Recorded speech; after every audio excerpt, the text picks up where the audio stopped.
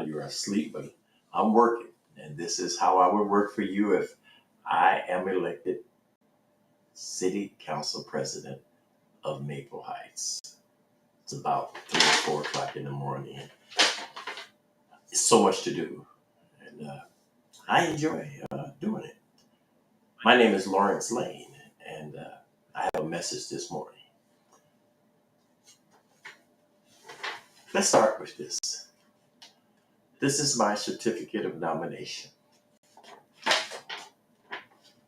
to a candidate nominated without primary election in odd number year. Do hereby certify that Lawrence Lane was duly nominated as a nonpartisan candidate for the office of President of Council for the City of Maple Heights under the provision of Section 3513-01 of the Revised Code of Ohio. And I'm honored. So, I've had people sign a petition that says they want me to go for it. They believe that I could make a difference. But let's talk about something this morning. See, I'm running for council president of Maple Heights because I love this city. I believe in the people who live here. But let's be honest. The mayor cannot do all the heavy lifting alone. No one person can carry the weight of an entire city. Not the mayor, not the council president, not one council member. It takes all of us lifting together.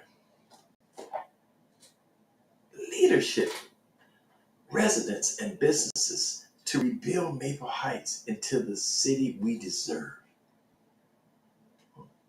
Now let's understand the roles here.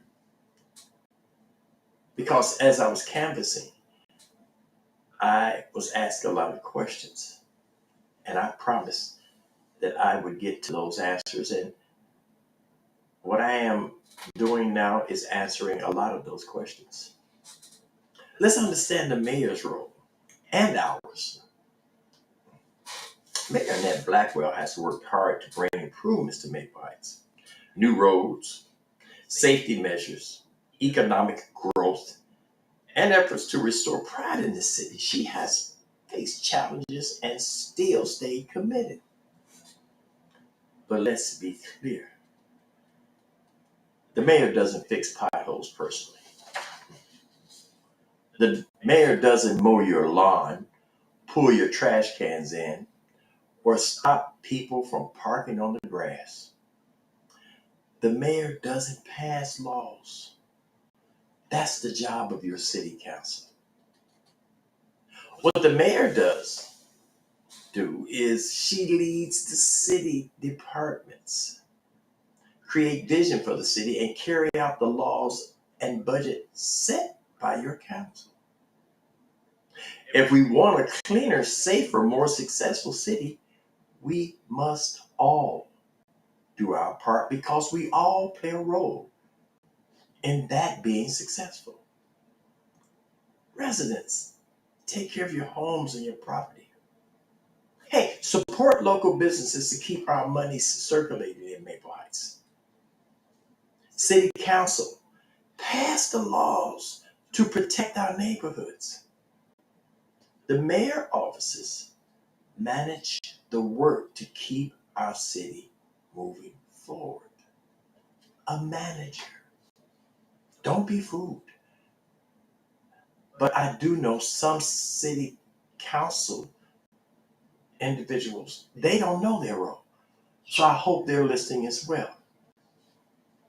The problem isn't just the mayor or a budget. That's not our problem.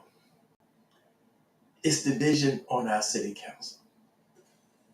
See, some council members spend more time fighting each other than solving the city problems. And that bothers me. And I know I'm passionate about it. Some of you have seen me over the years when I was acting from a resident's point of view and complaining.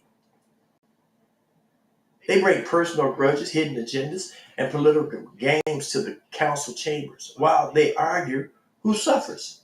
You do. Instead of passing laws to keep our city clean, they stall. Instead of helping the mayor get things done, they blame her for the problems they should be helping solve. Some council members only listen to a few people in their districts, ignoring others, depending, sometimes, I hate to say it, on the color of their skin, even certain districts. I've heard different people say that they went to some of the functions in certain areas, and I'm not going to name the districts because I can't prove them, but they were turned away when certain foods or certain things were given out. Simply, they believe, I said they believe because of the color of their skin. That has to stop in Maple Heights, if that is occurring. As council president, my job would be to stop the division and to get us working as one body for the people of Maple Heights. The areas of greatest concerns: District 1, District 7, District 5, and I've even heard some rumbling in District 4, Dana Anderson, who's running for council president against me, or we're running rather in the same race. We must be honest about where some of the toughest challenges are coming from in our city council, and those are the areas. Now, I'm not talking about the residents of these areas. I'm talking about truly being informed as to what is happening in your areas.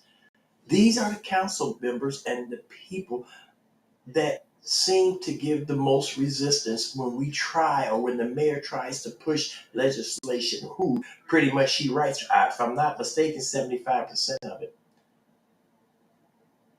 for no other reason than their own personal dislike or agenda.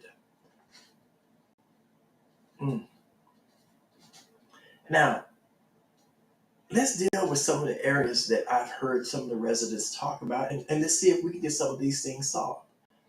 High litter, property neglect, the increase of police presence in the area. They would like to see that. Okay, if we can't bring more businesses and economic opportunities to our community, how can we grow it successfully to have those things that you want? See, you got to understand how to get them. And I don't think a lot of us do. Yes. See, I have individuals that know me in Maple Heights and around other suburbs, and these individuals have supported me. Ron Jackson, the current council president, he has endorsed and supported me. Matt Burt of Garfield Heights, he has endorsed and supported me. Avery Johnson, council president of Garfield Heights, he has endorsed me as well. And many others, leaders and residents who want a better future for Maple Heights, they are standing with me. Ask yourself, why are these respected leaders not supporting my opponent, Miss Anderson? Because leadership is about unity and results, not personal politics. What does it mean when a council member abstains constantly? I'm going to ask that again. What does it mean when a council member abstains when legislation is being brought to the city council? Things that can move the city forward. Let's explain something simple. When a council member abstains from a vote, they are saying, I'm not taking a position. I don't want to say yes or no. Sometimes it's appropriate if you have a conflict of interest. But if a council member is constantly abstaining, they are avoiding responsibility. You elected them to make decisions, not avoid them. Leaders lead, period. Now, how do we build a strong, vibrant community? A strong community respects its streets, homes, and businesses. We need to support local business so our dollar stays here and our taxes don't go higher. We need to attract new businesses to our city so that our city can grow. And we can afford to hire more police officers and so they can have a larger presence in our community so they can deal with things like making sure that the litter is picked up and not thrown out of windows and they can give tickets. But right now, our police department, they can't take the time to chase somebody throwing paper out the window when they're chasing somebody that's either breaking into your home, breaking the law, or possibly putting your life in danger. Our police need support. Right now, police officers are working hard, but they are stretched. They don't have the numbers simply to sit on a street corner and watch for littering or sometimes just speeding. But if we come together as a community, we can create funding and pass legislations to hire more police officers and safety monitors, post signage that deters illegal behavior, increase neighborhood patrols in key areas. Let's sum it up. How do we make Maple Heights strong again? Work together, mayor, council, and the community. Keep our neighborhoods clean and safe. Pass the right laws.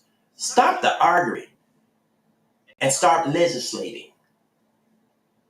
Hold each other accountable, not just keep blaming the mayor, which is amazing to me when she has put this city on her back. Now, I'm acknowledging facts and data. This is not solely just supporting her. This is written. It's facts. Check the data. Check the data. Check the records. Check who votes. Check who brings legislation to the city council. Check who abstains constantly. Check who's always arguing. Check who accuses individuals of things that are not happening. Check who sits and is so scared that they will be exposed that they say nothing at all. Let's build Maple Heights together. Look, I understand that some of these council members may be your friends. I understand that they may knock on your door at specific times. But do they bring the city together as a whole? Or is it just for your vote? When do you usually see them?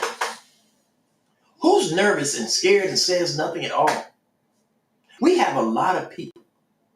Now watch, I'm going to say this. If change is not brought, you're going to lose some of the city leaders that are trying to bring change, that has brought Maple Heights out of physical emergency.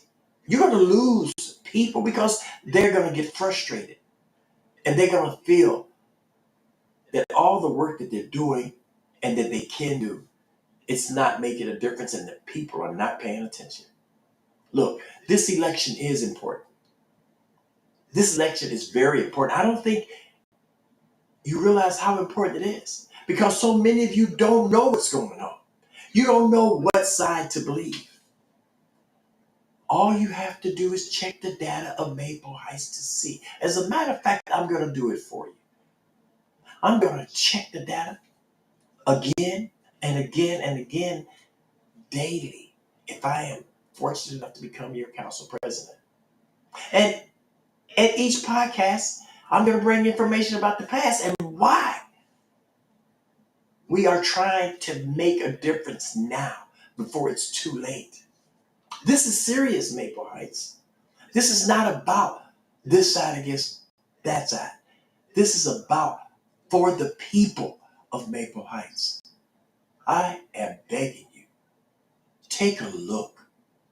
Ask yourself, why didn't they support Dana Anderson? She's sitting on a council. Why is the mayor standing with me?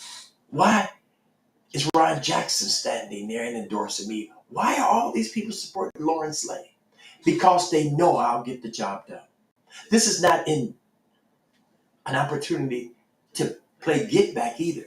I won't do that. I'm gonna try my best to work with whoever remains at city council if I am elected there. But I can't do it alone. I need the understanding of the community that it is possible. I need the understanding of the community to say, we can do this. I need the understanding of the community to say, I don't want to move at this time and pay another mortgage. I can do it right here in Maple Heights. You have the people that truly care. Let's not run them away. But if you keep this division and the people that divides in office, that could possibly happen. Now, you're going to see something that comes out because what they've done, they position themselves strategically to control certain entities in our city. Number one, they control the Democratic Club, which is a shame because that means that they can only endorse people that they are associated with. So you're going to see that come out. I know I probably won't get their endorsement because they see me as somebody that could disrupt what they are doing. And they're right because I work for you and I'll always work for you. So don't believe the hype when you see the endorsements comes out from the Democratic Club because they run the Democratic Club. This is Lawrence Lane, and I'm asking for your vote in November. Pay attention. Make sure you stay woke, and we can bring this community up. Not one district, but all districts at the same time. Hey, this is Lawrence Lane. Vote Lawrence Lane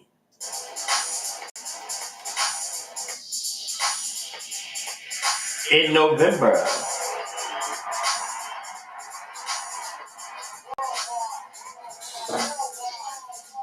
Thank you.